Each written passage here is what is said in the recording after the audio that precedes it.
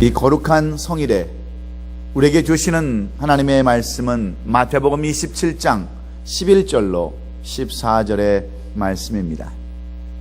오늘 이 거룩한 성일이요 주일날에 뜻이 계셔서 주시는 이 말씀을 우리 다 함께 찾으셔서 한 목소리로 함께 하나님의 말씀을 선포하도록 하겠습니다. 11절부터 14절까지 말씀 같이 한 목소리로 선포하겠습니다. 시작. 예수께서 총독 앞에 섰음에 총독이 물어 이르되 내가 유대인의 왕이냐? 예수께서 대답하시되 내 말이 옳도다 하시고 대제사장들과 장로들에게 고발을 당하되 아무 대답도 아니하시는지라. 이에 빌라도가 이르되 그들이 너를 쳐서 얼마나 많은 것으로 증언하는지 듣지 못하느냐 하되 한마디도 대답하지 아니하시니 총독이 크게 놀라워하더라. 아멘. 우리의 죄를 짊어지시고자 십자가를 지시고자 예루살렘성에 입성하시는 종려 주일이며 또 고난주간이 시작되는 뜻깊은 주일이요 거룩한 안식일입니다. 이 귀하고 복된 날에 이 주일을 지키며 예배드리기 원하여 오늘도 이 자리에 나오신 여러분 모두에게 우리 하나님의 놀라우신 은혜와 축복과 평강이 여러분의 가정과 삶 가운데 있기를 먼저 주의 이름으로 축원합니다. 이 종려주일을 맞이해서 또 고난주간을 시작하는 이 거룩한 안식일에 오늘 우리에게 주신 이 마태복음 27장 11절로 14절의 말씀을 가지고 어린 양 예수라고 하는 그러한 제목으로 말씀을 나눌 때에 오늘도 주님의 그 오신 목적과 이유를 깨달아서 어린 양으로 오신 예수 그리스도의 그 의미를 깨달아서 오늘도 주님의 고난에 동참하며 이 안주간을 승리하는 우리 모든 성도들이 될 수 있기를 예수님의 이름으로 축원합니다. 우리나라 기독교 역사에 보면 여성 중에서 사회적으로 인정을 받고 쓰임받은 사람들 가운데에 평양에 있는 한 과부 백선행이라고 하는 집사님이 계셨습니다. 이분은 일찍이 아버지를 여의고 홀로 어머니 밑에서 가난하게 자랐습니다. 너무나도 가난해서 먹을 것이 없자 그의 어머니는 이 14살 된 딸 아이를 시집이라고 하는 명목 아래 다른 집으로 결혼을 시켰습니다. 그래서 한 끼 입이라도 더 벌려고 시집을 갔는데 불행하게도 이 여인은 2년 만에 남편을 잃어버리고 청상 과부가 되고 말았습니다. 그러나 다행히도 이 여인은 예수를 믿었기에 예수님을 바라보면서 그 힘든 삶을 살아가고 있었습니다. 죽은 남편이 그 남의 집 땅에 정말 허술하게 묻혀있는 것을 보면서 이 여인은 어떻게 하면 우리 남편을 제대로 된 산에 묻어줄까 하면서 열심히 삭바느질을 해서 돈을 모았습니다. 시부모를 열심히 봉양을 했습니다. 그리고 마침내 200냥이라고 하는 돈을 모으게 되었습니다. 그리고 기쁜 마음으로 그 사람들에게, 그 땅을 파는 사람들에게 가서 200냥을 주고 야산 하나를 샀습니다. 그 산은 대동강 옆에 있는 만달산이라고 하는 조그마한 그러한 야산이었습니다. 그래서 이제 얼마 지난 후에 이 여인은 그 땅 문서를 가지고 너무나도 기쁜 나머지 그 남의 땅에 허접하게 묻혀있는 그 남편의 시신을 이장한다고 하는 그러한 꿈을 가지고 그 산을 찾아가 보았습니다. 그랬더니 이게 웬일입니까? 그 산은 풀 한 폭이 나무 하나 자랄 수 없는 돌산이었습니다. 도저히 그곳에 남편을 묻을 수 있는 그러한 땅이 아니었습니다. 너무나도 실망스러웠습니다. 너무나도 원망스러웠습니다. 나이가 어리다고 과부라고 무시하고 사기꾼들이 그 돌산을 200원에 팔아먹고 만 것입니다. 이 여인은 너무나도 정말 가슴이 아팠습니다. 억울했습니다. 그렇게 열심히 먹지도 아니하고 그렇게 열심히 돈을 벌어서 200원을 만들어서 그 땅을 샀는데, 그 산을 샀는데 그 땅이 쓸모없는 땅이라고, 돌산이라고 그렇게 뒤어졌을 때 너무나도 하늘이 원망스럽습니다. 그러나 이 여인은 조금도 원망하지 않았습니다. 오직 침묵하면서 하나님 앞에 기도했습니다. 그리고 마음을 달래고 몇 년이 지났습니다. 그런데 어느 날 일본 사람들이 대동강 다리를 놓는다고 하는 그런 소식이 들려져 왔습니다. 그리고 그 대동강 다리를 지키기 위해서는 그곳에 시멘트 공장을 세워야 된다고 하는데, 이 일본 사람들이 지질 검사를 해보니까 이 만달산이라고 하는 그 산이 완전히 석회암으로 되었다고 하는 겁니다. 그래서 오나다라고 하는 일본 그 사장이 이 여인을 찾아갔어요. 그 땅을 팔라고 사정을 해도 팔지 않습니다. 이 오나다는 이 과부가 아마 배짱을 내미는가 보다 생각을 하고 그 100배인 2만 원을 준다라고 그렇게 하면서 팔라고 그랬어요. 그래도 이 여인은 그 땅을 팔지 않습니다. 할 수 없이 이 오나다라는 사람은 정부의 힘을 빌려서 평양 그 평안도 도지사를 찾아가서 이 여인을 좀 설득해 달라고 부탁을 했어요.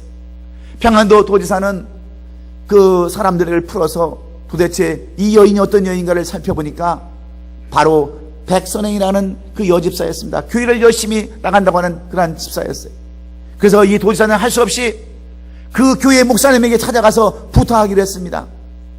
목사님 얘기를 듣자니 이 여인은 목사님 얘기를 하면 다 순종한다고 그러는데, 다른 말은 안 믿어도 목사님 말은 믿는다고 그러는데 목사님 좀 설득을 좀 해주세요 하고 이 여인에게 설득을 좀 부탁을 했어요. 그래서 목사님이 이 집사님을 신방을 갔습니다. 가서 물어봤습니다. 집사님, 왜 돈을 2만 양이나 준다고 그러는데 왜 그것을 안 팝니까? 그랬어요. 그랬더니 이 집사님이 하시는 말씀이 감동적입니다. 목사님, 내가 그 200원에 땅을 사서 이렇게 가슴이 아프고 원통한데, 돌산을 사가지고 이렇게 가슴이 찢어지는데 그것을 2만 원이나 줘가지고 망하는 사람의 꼴을 어떻게 봅니까? 내가 예수 믿는 사람으로서 어떻게 그 땅을 팔아먹고 다리를 쭉 펴고 살 수 있겠습니까? 나 혼자 차라리 망하고 나 혼자 이렇게 고통당하는 것으로 끝나면 됐지 왜 남에게까지 그 피해를 줘야 됩니까? 하고 그래서 못 판다라고 그 이유를 대는 겁니다. 여러분, 얼마나 아름다운 모습입니까? 얼마나 그리스도다운 그러한 모습입니까? 그래서 목사님은 이 여인을 설득을 했어요. 집사님, 그게 아니고 그 집사님이 가지고 있는 그 산이 시멘트를 만드는 원료인 석유석으로 가득 쌓여 있어서 그 땅을 그렇게 비싼 돈으로 살려고 한다는 겁니다. 그러니 그 땅을 파쇄해가지고 이 여인은 100배의 그러한 그 결실을 얻어서 그것을 200냥에 그것을 팔았습니다. 200냥에 팔아가지고 200냥에 2만 냥에 팔아가지고 다 쓰러져가는 교회를 새로 지었어요. 그리고 부모와 시부모와 자기 남편을 위해서 선산을 마련해 드렸습니다. 그리고 평양신학교에 거기 재단에 기증을 하고 한국의 간디라고 불렸던 그 안창호 선생, 조만식 장로의 그 독립운동에 그 많은 돈을 다 바쳐서 사람들은 그 여인의 이름을 그 뭐라고 지었냐면 백선행이라고 그렇게 불렸다고 하는 거예요. 원래 그 여인의 이름은 백선행이 아니었습니다. 이름도 별로 없는 그냥 백가라고 불렀던 사람입니다. 그런데 사람들이 그 인내하고 참고 억울함을 참고 승리한 그 여인의 이름을 백선행이라고 불러서 아예 그 본 이름이 되었다고 하는 그러한 내용들이 우리 기독교 역사에 기록되어져 있습니다. 사랑하는 성도 여러분, 우리가 이 세상을 살아가다 보면 억울한 일을 당할 때가 얼마나 많이 있습니까? 아무런 죄도 없이 죄인 취급을 받아야 하고 불이익을 당할 때가 얼마나 많이 있습니까? 아무런 이유도 없이 물질적인 손해를 볼 때가 얼마나 많이 있습니까? 그래서 마음 아파하고 갈등하며 살아야 할 때가 우리의 삶 가운데는 많이 있습니다. 특별히 이민의 삶을 살아가는 우리들에게 있어서는 언어의 문제와 문화적 차이 때문에 얼마나 많은 억울함을 당하고 살아가는지 모릅니다. 그럴 때 우리는 이 억울한 문제를 어떻게 해결해 나가야 될까요? 오늘 이 본문의 말씀은 이 세상에서 가장 억울한 일을 당하셨던 예수님에 대한 말씀을 기록해 놓고 있습니다. 그 무엇으로도 설명할 수 없는 예수님의 고난을 통하여 우리에게 주시고자 하시는 말씀은 과연 무엇일까? 오늘은 우리 기독교의 최정상과 같은, 분수령과 같은 매우 의미 있고 뜻깊은 날입니다. 사순절이 끝나고 고난주간이 시작되는 날이며 우리가 종려주일이라고 부르는 그러한 날입니다. 예수님께서 죄 많은 우리들을 죄 가운데 건져주시고 구원에 이르게 하기 위하여 고통의 십자가를 지시고자 예루살렘 성에 입성하셨던 날이기 때문입니다. 그리고 예수님은 고난주간 목요일 밤에 겟세마네 동산에서 기도하시기를, 아버지여, 만일 아버지의 뜻이거든 이 잔을 내게서 옮기시옵소서. 그러나 내 원대로 마옵시고 아버지의 원대로 하옵소서 하며 기도하셨습니다.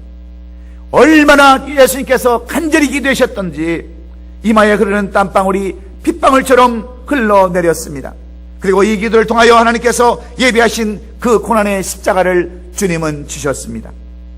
대제사장들과 그 하속들이 예수를 잡으려고 검과 몽치를 들고 예수님의 제자 가룟 유다를 앞세워 예수님을 체포했습니다. 그들로부터 온갖 희롱과 모욕과 수모를 당하셨습니다. 대제사장 가야바와 유대 총독 빌라도에게 멸시와 함께 수모도 당하셨습니다. 대제사장 가야바와 유대 총독의 멸시와 심한 매도 맞았습니다.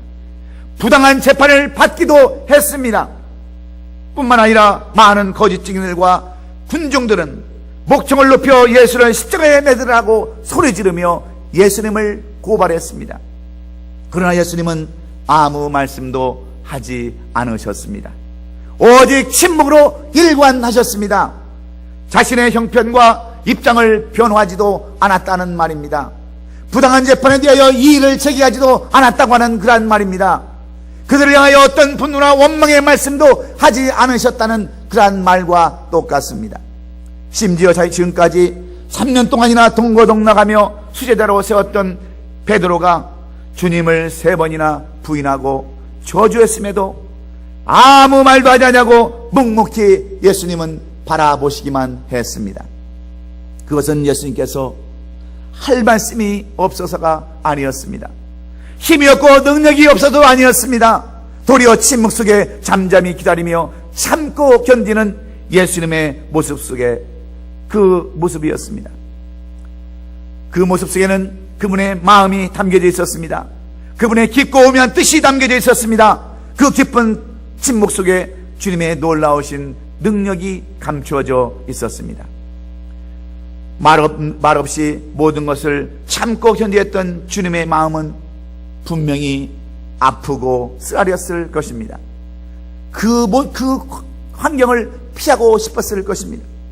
3년 동안이나 함께했던 제자들을 생각하면 가슴이 무너지는 배신감으로 몸을 떨어야 했고, 호산나 호산나를 외치며 따랐던 수많은 군중들이 돌변해서 십자가에 못 박으라고 그렇게 변하는 폭도가 되었을 때는 억누를 수 없는 배신감에 또한 실을 떨어야 했습니다. 그러나 예수님은 침묵하시고 묵묵히 십자가를 지심으로 우리의 모든 죄악과 허물을 다 덮어주셨습니다. 구약의 선지자 이사야가 예언한 것처럼 이사야서 53장 7절에 그가 곤욕을 당하여 괴로울 때 그 입을 열지 아니하였으며 마치 도상으로 끌려가는 어린 양과 털깎는 앞에 잠잠한 양같이 그의 입을 열지 아니하였도다 말씀합니다. 사랑하는 우리의 성도 여러분, 왜 예수님은 이렇게 말씀 한마디 하지 않으셨을까요? 어째서 침묵하셨을까요? 예수님의 침묵, 어린 양이 뒤어서 잠잠하신 그 이유가 무엇일까요? 오늘 예수님께서 왜 아무 말씀도 하지 않으셨다라고 성경은 우리에게 이런 말씀을 전해주시는 것일까요? 오늘 종려주일을 맞이하고 고난주간을 맞이하여 예수님의 고난을 묵상하며 그 고난에 동참하기를 원하는 우리 성도들에게 주시고자 하시는 메시지는 과연 무엇일까요? 오늘날에도 종려주일에는 호산나 호산나 외치던 사람들이 침묵하시는 예수님, 힘없는 어린 양으로 오신 그 예수님을 보고 돌변해서 십자가에 못 박으라고 하는 그러한 변질자, 변절된 이 종료 주일에 왜 주님은 침묵하셨다고 오늘 성경에서는 그렇게 강조하고 있느냐 하는 것입니다. 여러분, 우리들은 어떻습니까? 날마다 예수님을 찬양하고 경배합니다. 주님이 나의 구원자라고 고백합니다. 그런데 예수님께서 십자가에 달리시러 가시면서 말없이 힘없이 가실 때에 수많은 군중들이 이제는 십자가에 매달라고 돌 던지며 그렇게 흥분했던 사람들이 아닌가. 오늘 이 고난주간에 우리 자신을 살펴보면서 우리의 마음은 변질되지 않았는지 살펴보는 이 고난주간이 될 수 있기를 주의 이름으로 축원합니다.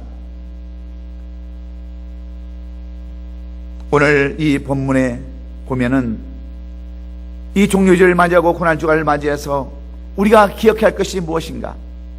왜 주님은 그 할 말도 많으실 텐데 왜 침묵하시며 어린 양의 모습으로 이 땅에 오셨는가?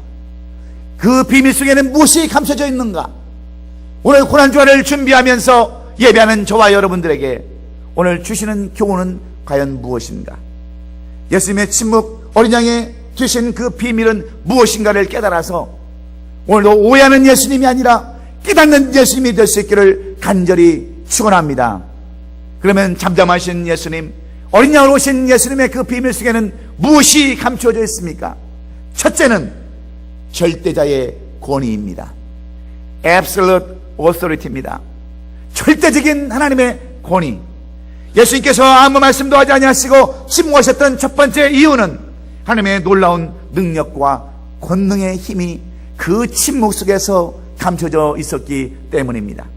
예수님은 대제사장 가야바의 신문과 빌라도의 신문을 받으시면서 말로는 다 할 수 없는 조롱과 핍박을 받으셨습니다.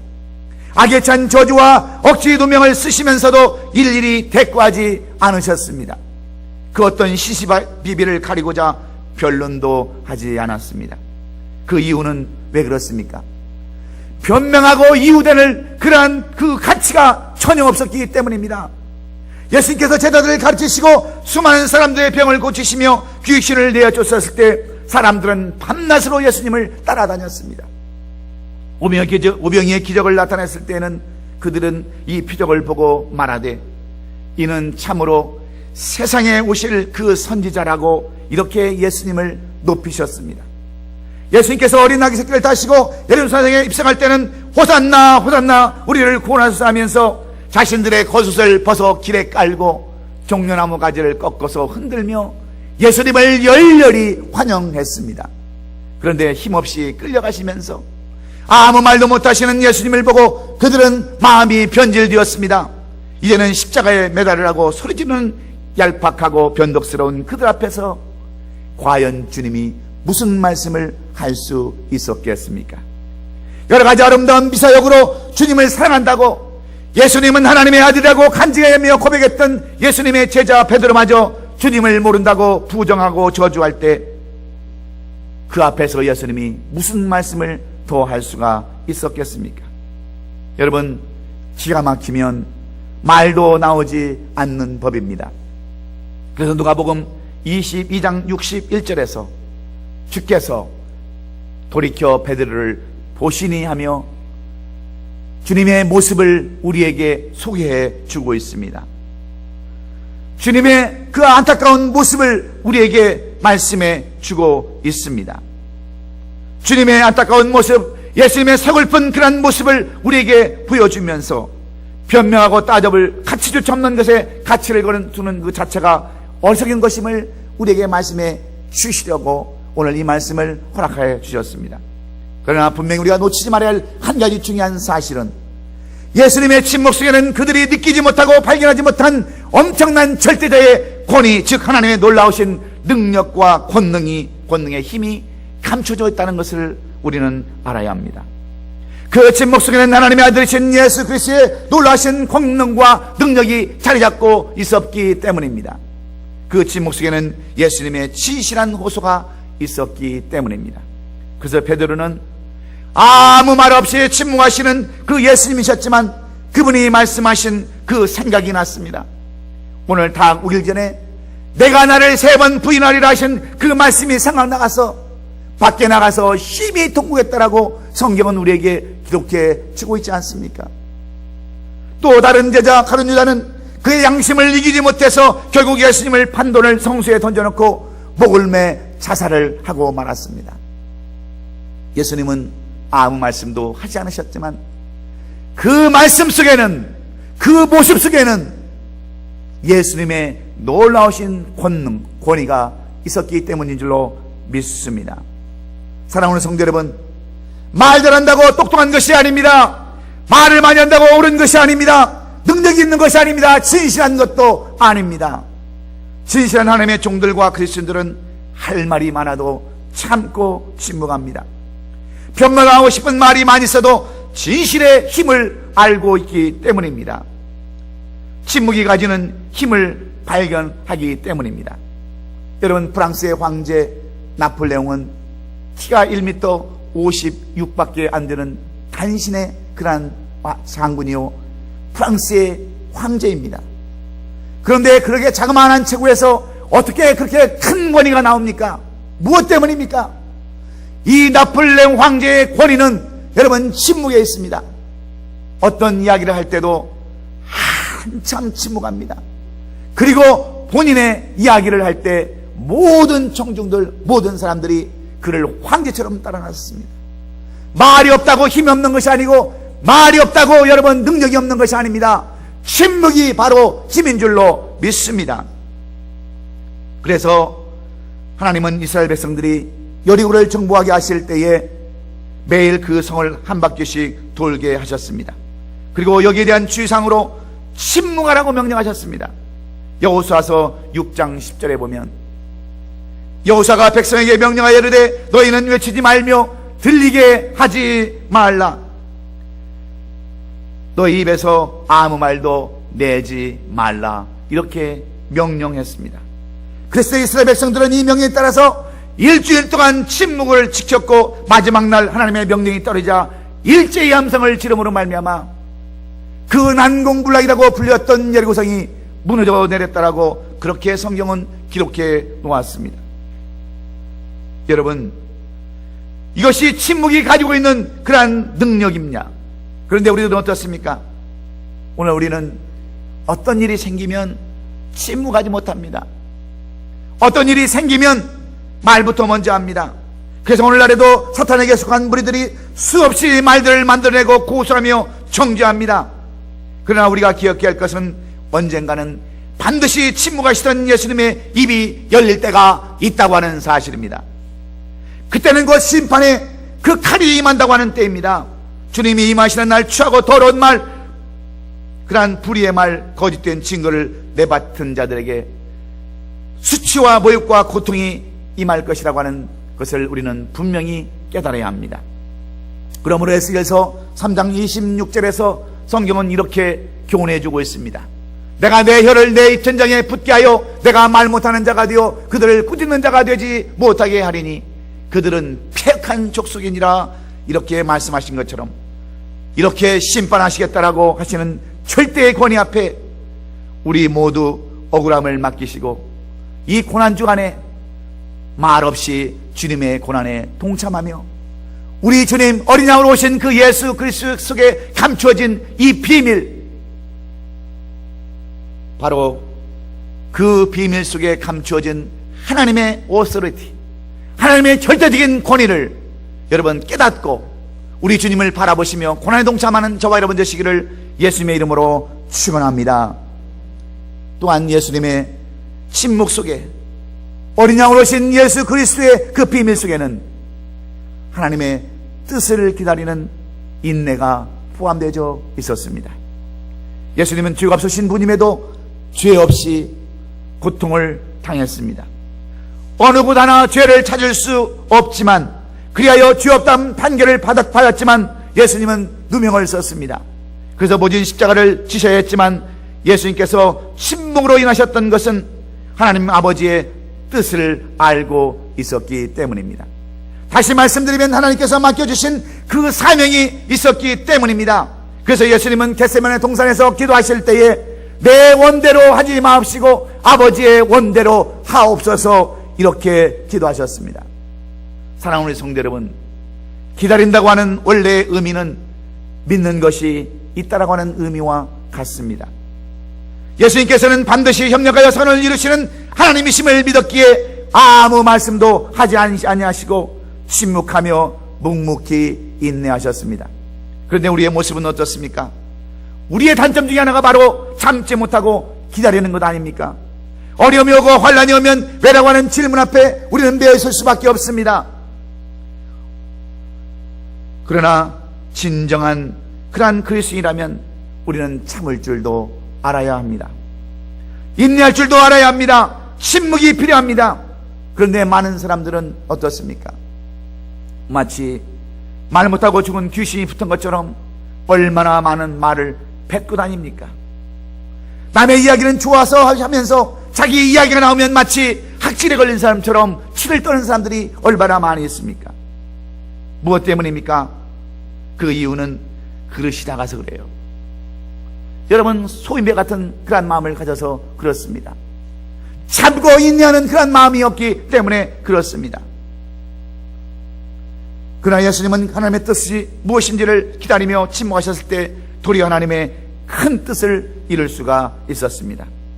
시편 37편 7절로 8절의 말씀처럼 여호와 앞에 잠잠하고 참고 기다리라.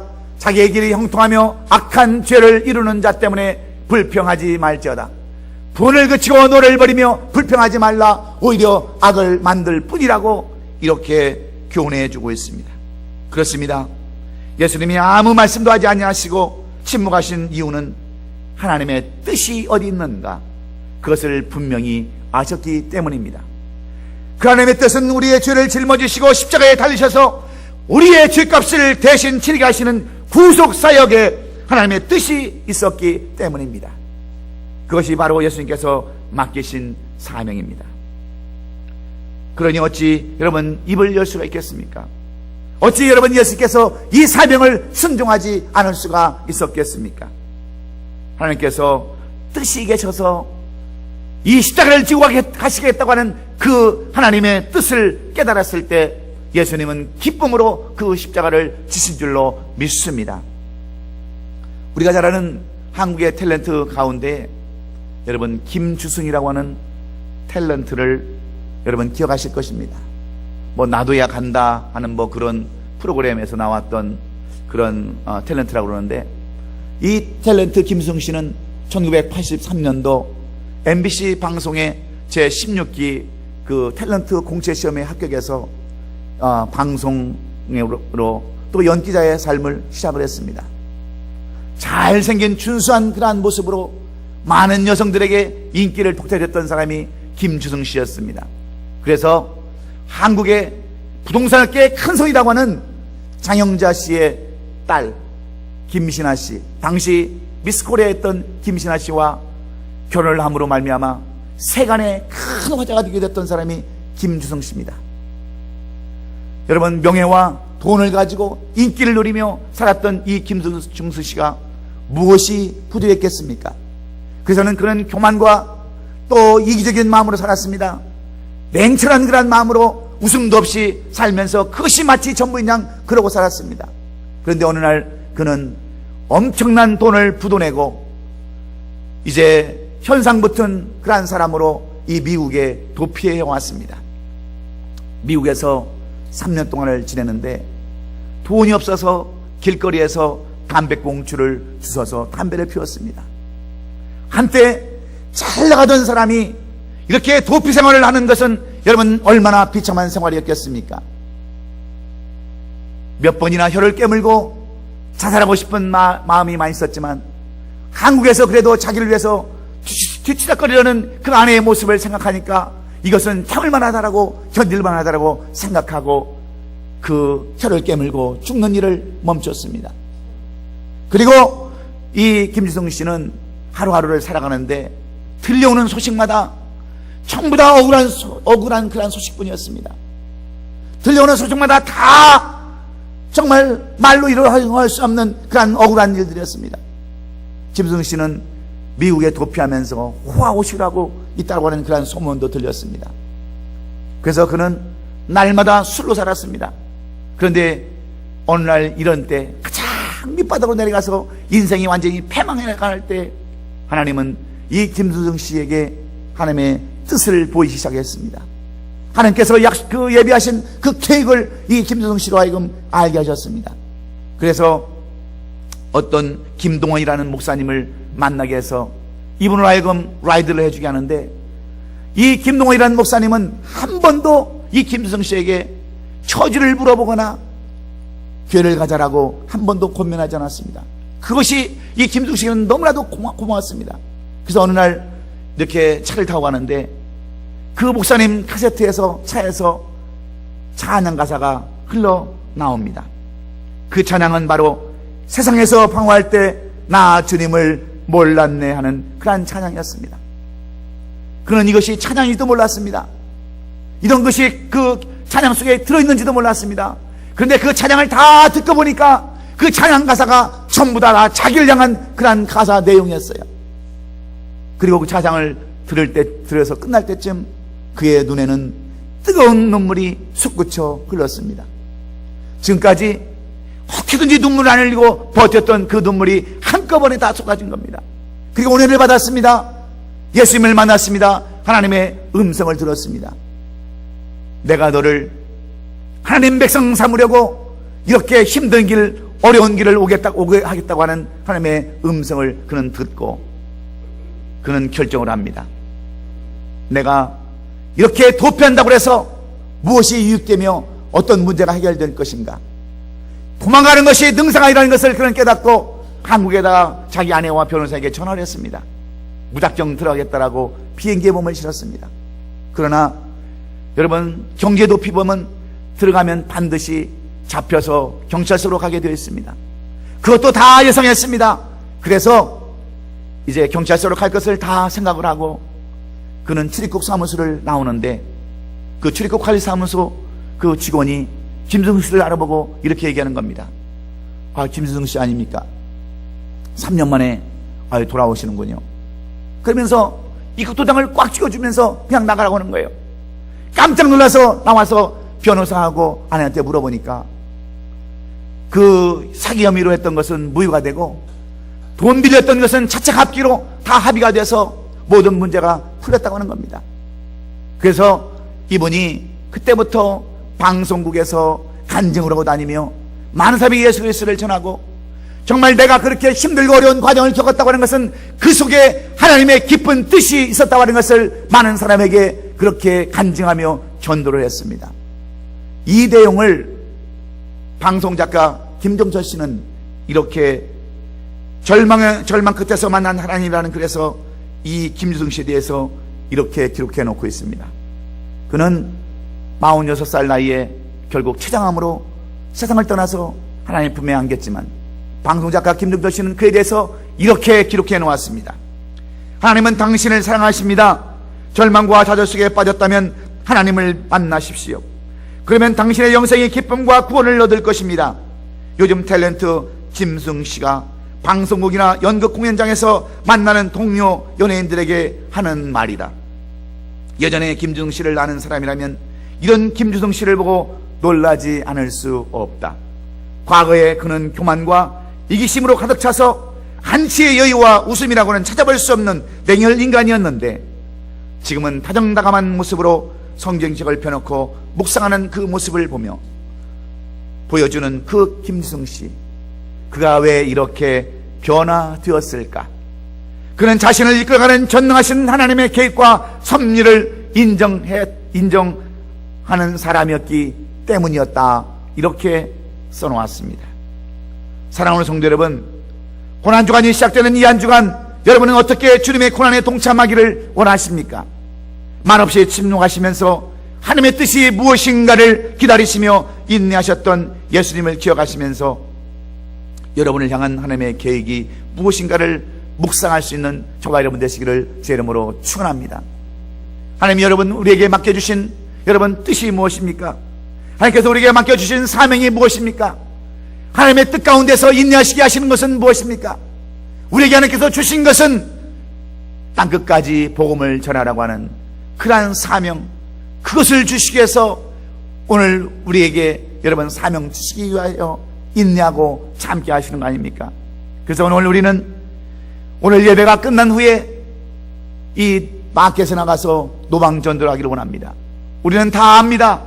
노방전도 해봤자 열매 없다는 거 다 압니다. 큰 결과가 없다는 것도 다 압니다.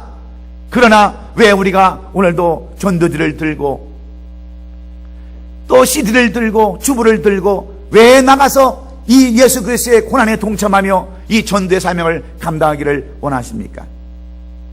우리를 이끌어가시는 전능하신 하나님의 계획과 섭리가 있기 때문인 줄로 믿습니다. 이것 때문에 우리가 오늘도 주님 앞에 이 고난 주간에 같이 동참하기를 원하는 것입니다.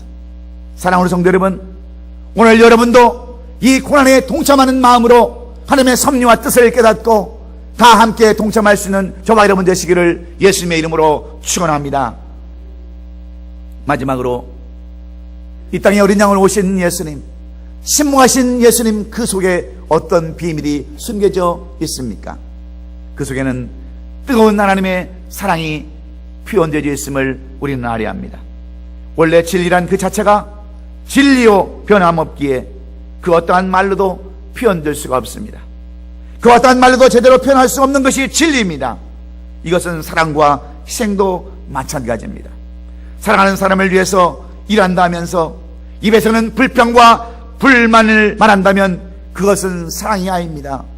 그것은 더 이상 여러분 희생도 아닙니다. 내가 내 아이를 위해서, 아내를 위해서, 가정을 위해서 고생한다고 말하면서 떠들면 그것은 더 이상 사랑이라고 말할 수 없습니다. 내가 내 교회를 위해서 헌신하고 희생하며 봉사한다고 하면서 불평하고 말이 많다면 그것은 더 이상의 헌신이 아닙니다. 왜냐하면 진정한 사랑과 희생에는 말이 필요 없기 때문입니다. 예수님께서도 할 말이 없으셔서 침묵하신 것이 아닙니다. 능력이 부족해서 어린 양처럼 잠잠하신 것도 아닙니다. 일일이 변명하시고 논리적인 일로 진술하셨다면 예수님은 더 이상 십자가를 지시지 않아도 되었습니다. 오히려 예수님을 정죄한 자들이 대신 그 십자가를 져야만 마땅했습니다. 에스더에서 나오는 하만처럼 모르드게가 달려야 할 장대에 달려야 했습니다. 그러나 그렇게 되면 인류의 죄를 대속하기 위해서 예비하시고 계획하신 하나님의 십자가는 존재할 수 없기 때문입니다. 그래서 예수님은 억울한 재판을 받으셨음에도 불구하고 침묵하실 수밖에 없었습니다. 침묵하심으로 그 모든 죄를 다 뒤집어 쓰시고 우리를 향한 하나님의 사랑을 몸소 보여주셨습니다. 본래 정상적인 사람이나 됨됨이가 된 사람은 남의 장점만 보게 됩니다. 단점은 보지 않습니다. 또 보았다 할지라도 그것을 나타내지 않습니다. 그런데 여러분, 다른 사람들은 어떻습니까? 다른 사람들은 없는 것도 만들어서 꾸미고 밝혀서 퍼뜨립니다. 그래서 예수님은 이 땅에 여러분 검사로 오신 것이 아니라 여러분 변호사로 오셨음을 우리는 알아야 됩니다. 우리의 죄를 끄집어내고 우리의 죄를 정죄하기 위해서 오신 것이 아니라 우리의 죄를 변호하시기 위해서 이 땅에 말없이 오신 변호사라는 것을 우리가 깨달아야 합니다. 그러므로 이사야서 42장 2절로 3절에서 주님은 뭐라고 말씀합니까? 그는 외치지 아니하며 목소리를 높이지 아니하며 그 소리를 거리에 들리게 하지 아니하며 산 갈대를 꺾지 아니하며 꺼져가는 등불을 끄지 아니하고 진실로 정의를 시행할 것이며 라고 말씀해 줍니다. 아주 중대하고 심각하며 엄청난 일에는 말이 없는 법입니다. 아름다운 일, 보배로운 일들을 이루는 데는 소란함이 없는 것입니다. 귀중하고 뜨거운 사랑과 헌신에도 말이 없는 법입니다. 가늠하다 잡힌 여인 앞에 와서도 예수님은 말 한마디 안 하셨습니다. 침묵하셨습니다. 그리고 대신 땅에다가 글을 썼습니다.